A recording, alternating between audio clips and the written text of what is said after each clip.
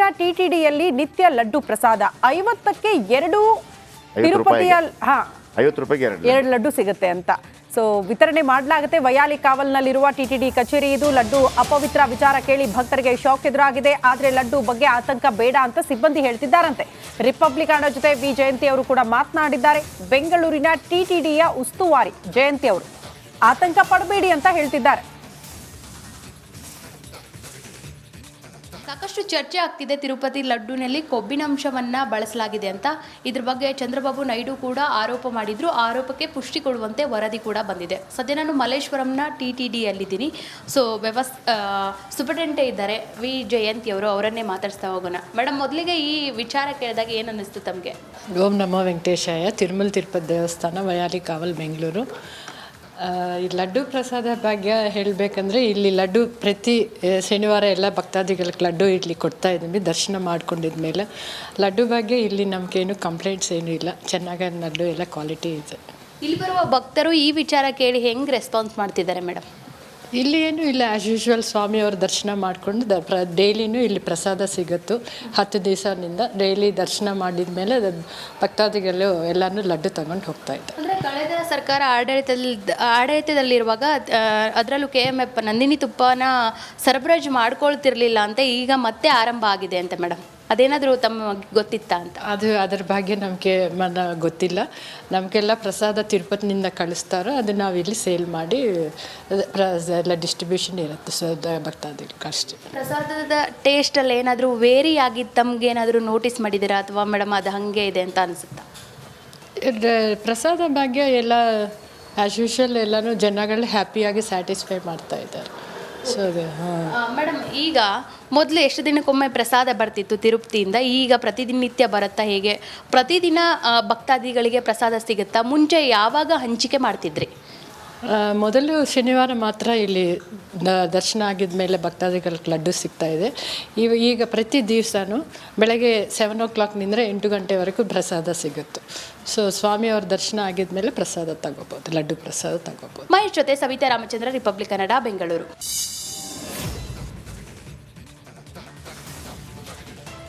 ತಿಮ್ಮಪ್ಪನ ಲಡ್ಡು ಪ್ರಸಾದದಲ್ಲಿ ಪ್ರಾಣಿಗಳ ಕೊಬ್ಬು ಮಿಶ್ರಣ. ಟಿಟಿಡಿಯಿಂದ ಕೊನೆಗೂ ತಪ್ಪೊಪ್ಪಿಗೆ. ಜಗನ್ ವಿರುದ್ಧ ದೇಶದಾದ್ಯಂತ ಭಕ್ತರ ಕೆಂಡ.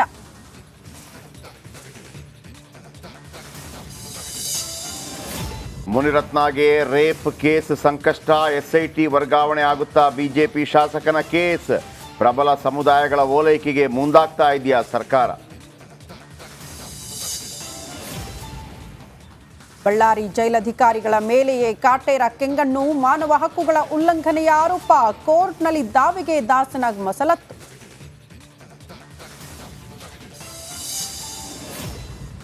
ಹತ್ತು ದಿನವಾದರೂ ಸಹಜ ಸ್ಥಿತಿಗೆ ಮರಳಿಲ್ಲ ಬದ್ರಿಕೊಪ್ಪಲು. ಗ್ರಾಮಸ್ಥರ ನೆಮ್ಮದಿ ಕಸಿದ ಕೋಮುಗಲಭೆ. ಬಂಧನದ ಭೀತಿಯಿಂದ ಊರು ಬಿಡ್ತಾ ಇದ್ದಾರೆ ಯುವಕರು.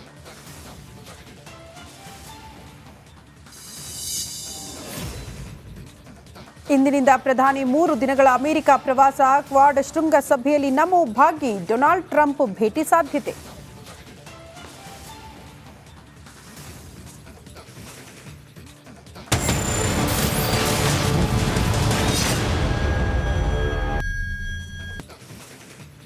ಮೈಸೂರು ದಸರಾ ಅಂದ ತಕ್ಷಣ ಎಲ್ಲರಿಗೂ ಗಜಪಡೆ ನೆನಪಾಗುತ್ತೆ. ಆ ಗಜಪಡೆ ಗಾಂಭೀರ್ಯ ನಡಿಗೆ ಅಂಬಾರಿ ಹೊತ್ತು ಸಾಗುವಂತಹ ದೃಶ್ಯಗಳನ್ನ ನೋಡೋದಕ್ಕೆ ಅದೆಷ್ಟು ಜನ ಭಕ್ತರು ಕಾಯ್ತಾ ಇರ್ತಾರೋ ಗೊತ್ತಿಲ್ಲ. ಬಟ್ ಈಗ ನೋಡಿ, ಆ ದಸರಾ ಸಂಭ್ರಮಕ್ಕೂ ಮುನ್ನವೇ ಈ ಗಜಪಡೆಯ ತಾಲೀಮು, ಅದಕ್ಕೆ ಟ್ರೈನ್ ಮಾಡೋದು, ತರಬೇತಿ ನೀಡೋದು, ಇಂಥ ಕೆಲಸಗಳಾಗ್ತಾ ಇರುತ್ತೆ. ಬಟ್ ನಿನ್ನೆ ದಸರಾ ಆನೆಗಳ ಕಾಳಗ ಆಗ್ಬಿಡ್ತು ಅರಮನೆ ಮೈದಾನದಲ್ಲಿ. ಅರಮನೆ ಅಂಗಳ ಬಿಟ್ಟು ರಸ್ತೆಗೆ ಓಡ್ ಬಂತು ಧನಂಜಯ್ ಮತ್ತು ಕಂಚನ್ ಆನೆ. ಜಯ ಮಾರ್ತಾಂಡ ದ್ವಾರದ ಗೇಟ್ ಮುರಿದು ರಸ್ತೆಗೆ ಬಂದ್ಬಿಡ್ತು ಆನೆ. ಕಂಚನ್ ಆನೆಯನ್ನ ರಸ್ತೆ ತುಂಬೆಲ್ಲ ಅಟ್ಟಾಡಿಸಿದೆ ಧನಂಜಯ್ ಆನೆ. ರಾತ್ರಿ 8 ಗಂಟೆ ಸುಮಾರಿಗೆ ಆಗಿರುವಂತಹ ಘಟನೆ ಇದು. ಸಹಜವಾಗಿ ಆತಂಕದ ವಾತಾವರಣ ಇತ್ತು. 2 ಆನೆಗಳ ಆ ರೀತಿ ಅಟ್ಟಾಡಿಸ್ಕೊಂಡು ಓಡ್ ಬಂದಿದ್ದನ್ನ ನೋಡಿ ಜನ ಬೆಚ್ಚಿ ಬಿದ್ರು. ಕೆಲವರು ಅಲ್ಲೇ ಇದ್ರು, ಓಡ್ ಹೋದ್ರು ಪ್ರಾಣ ಉಳಿಸ್ಕೊಳ್ಬೇಕು ಅಂತ. ಯಾವ ಸಮಯಕ್ಕೆ ಏನಾಗುತ್ತೆ ಗೊತ್ತಿಲ್ಲವಲ್ಲ. ಆ ದೃಶ್ಯ ನೋಡಿ ಅನೇಕರು ಭಯ ಬಿದ್ದಿದ್ದು ಉಂಟು. ದೃಶ್ಯ ನೋಡ್ತಾ ಇದ್ವಿ.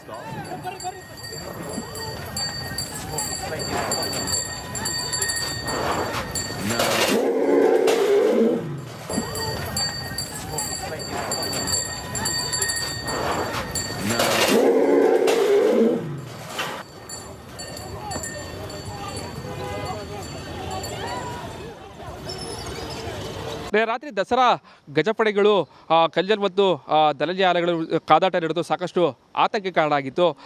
ಈ ಘಟನೆ ಬಗ್ಗೆ ಮಾತಾಡೋದಕ್ಕೆ ನಮ್ಮ ಜೊತೆಗೆ DCF ಪ್ರಭುಗಳು ಅವ್ರನ್ನ ಮಾತಾಡಿಸ್ತಾ ಹೋಗ್ತೀನಿ. ಸರ್, ಈ ಘಟನೆಗೆ ಪ್ರಮುಖ ಕಾರಣ ಏನು ಸರ್ ಅಂತ ಗೊತ್ತಾಯ್ತು ಸರ್ ಅಂತ? ಇಲ್ಲ, ಯೂಶ್ವಲಿ ಏನೋ ನಿನ್ನೆ ಸುಮಾರು ಒಂದು 7:30ರಿಂದ 7:45 ಸಮಯದ ಒಳಗಡೆ 2 ಮೇಲ್ ಎಲಿಫೆಂಟ್ಸ್ಗಳು, ಒಂದು ಮೇಲ್ ಎಲಿಫೆಂಟ್ಸ್ಗೆ ಫೀಡಿಂಗ್ ಮಾಡ್ತಾ ಇರ್ತಾರೆ. ಸೊ ಊಟ ತಿನ್ನಿಸ್ತಾ ಇರುವಾಗ ಇನ್ನೊಂದು ಅದನ್ನು ಕಂಜನ ಆನೆನ ತೊಗೊಂಡು ಬರ್ತಾ ಇರ್ತಾರೆ. ಅದಕ್ಕೂ ಕೂಡ ಊಟ ಮಾಡ್ಸೋಕ್ಕಂತ ಸ್ಪೆಷಲ್ ರೇಷನ್ ಏನು ಕೊಡ್ತೀವಿ ಅದನ್ನು ತೊಗೊಂಡು ಬರ್ತಾ ಇರ್ತಾರೆ. ಸೊ ಇಮಿಡಿಯೇಟ್ ಅದು ಆ ಕಡೆ ನಿಂತಿರುವಂಥ ಇದು ಸ್ಮೆಲ್ಲಿಗೆ ಏನೋ ಮೇಲ್ ಎಲಿಫೆಂಟ್ಸು ಬಿಹೇವಿಯರ್ ಹಾಗೆ ಆ ಥರ ಇರುತ್ತೆ. ಒಂದು ಮೇಲ್ಗೆ ಇನ್ನೊಂದು ಮೇಲ್ಗೆ ಇದು ಆ ಥರ ಜಗಳಗಳು ಆಗ್ತಾ ಇರುತ್ತೆ. ಸೊ ಸಡನ್ನಾಗಿ ಜಗಳ ಸ್ಟಾರ್ಟ್ ಮಾಡಿಕೊಂಡು ಕಂಜನ ಆನೆನ ಧನಂಜಯ ಆನೆ ಓಡಿಸ್ಕೊಂಡು ಹೋಗುತ್ತೆ. ಸೊ ಓಡಿಸ್ಕೊಂಡು ಹೋಗೋ ಟೈಮಲ್ಲಿ ಕಂಜನ ಆನೆ ಮೇಲಿದ್ದಂಥವನು ಅವನಿಗೆ ಕುತ್ಕೊಳ್ಳೋಕ್ಕಾಗೋದಿಲ್ಲ ತುಂಬ ಹೊತ್ತು. ಒಂದು ಸ್ವಲ್ಪ ಹೊತ್ತು ಮುಂದಕ್ಕೆ ಹೋದ ತಕ್ಷಣ ಜಿಗಿತಾನೆ ಅವನು. ಅದಾದಮೇಲೆ ಧನಂಜಯ ಆನೆ ಮೇಲ್ಗಡೆ ಇದ್ದವನು ಕಾವಡಿ ಹಾಗೆ ಕುತ್ಕೊತಾನೆ.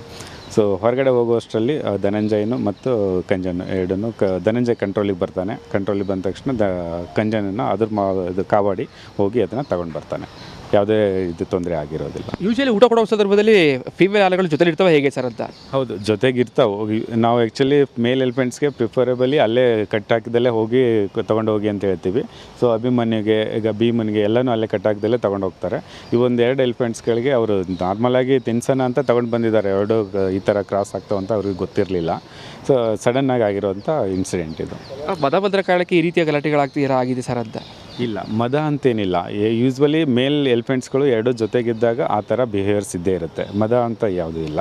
ಇನ್ನೂ ಯಾವುದು ಮದದ ಲಕ್ಷಣ ಯಾವುದೂ ಇಲ್ಲ. ನಾವು ನಿನ್ನೆ ಚೆಕ್ ಮಾಡಿ ನೋಡಿದ್ವಿ, ಯಾವುದೂ ಲಕ್ಷಣ ಇಲ್ಲ. ಈಗ ಚೆನ್ನಾಗಿ ತಿಂತಾವಲ್ಲ, ಒಳ್ಳೆ ರೇಷನ್ಸು ಇದು ಇರುತ್ತಲ್ಲ, ಆ ಥರ ಬಂದೇ ಬರುತ್ತೆ, ಗತ್ತು ಬಂದೇ ಬರುತ್ತೆ. ಅದಕ್ಕೆ ಕಲ್ಜಲ್ ಆನೆ ಮಾವುತ ಕೆಳಗೆ ಬಿದ್ದರೆ ಹೇಗೆ ಸರ್ ಅಂತ? ಯಾಕಂದರೆ ಓಡೋ ಸಂದರ್ಭದಲ್ಲಿ ಕಲ್ಜಲ್ ಆನೆ ಮೇಲ್ಗಡೆ ಯಾವುದೇ ಮಾವುತ ಇರೋದಿಲ್ಲ ಸರ್? ಇಲ್ಲ, ಅವನಿಗೆ ಕುತ್ಕೊಳ್ಳೋಕ್ಕಾಗ್ದೇ ಅವನೇ ಜಿಗಿತಾನೆ, ಜಂಪ್ ಮಾಡ್ತಾನೆ ಅದ್ರ ಮೇಲ್ಗಡೆ. ಯಾಕಂದರೆ ಅದು ಓಡೋ ರಭಸಕ್ಕೆ ಅದ್ರ ಮೇಲ್ಗಡೆ ಕುತ್ಕೊಳ್ಳೋಕ್ಕಾಗೋದಿಲ್ಲ.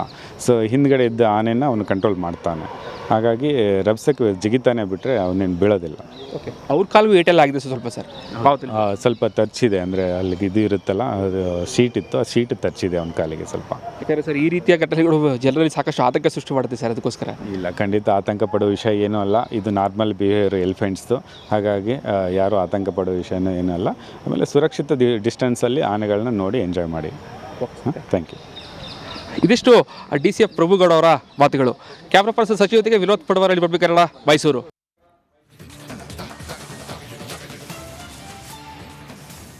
ಇನ್ನು ಬಿಜೆಪಿ ಶಾಸಕ ಮುನಿರತ್ನ ವಿರುದ್ಧ ರೇಪ್ ಕೇಸ್ ಇದೀಗ ಯಶವಂತಪುರ ಠಾಣೆಗೆ ವರ್ಗಾವಣೆ ಆಗ್ತಾ ಇದೆ. ಕಗಲಿಪುರ ಠಾಣೆಯಿಂದ ಕೇಸ್ ಟ್ರಾನ್ಸ್ಫರ್ ಆಗ್ತಾ ಇದೆ. ವರ್ಗಾವಣೆ ಬಳಿಕ ಮತ್ತೊಂದು FIR ದಾಖಲಾಗಿದೆ.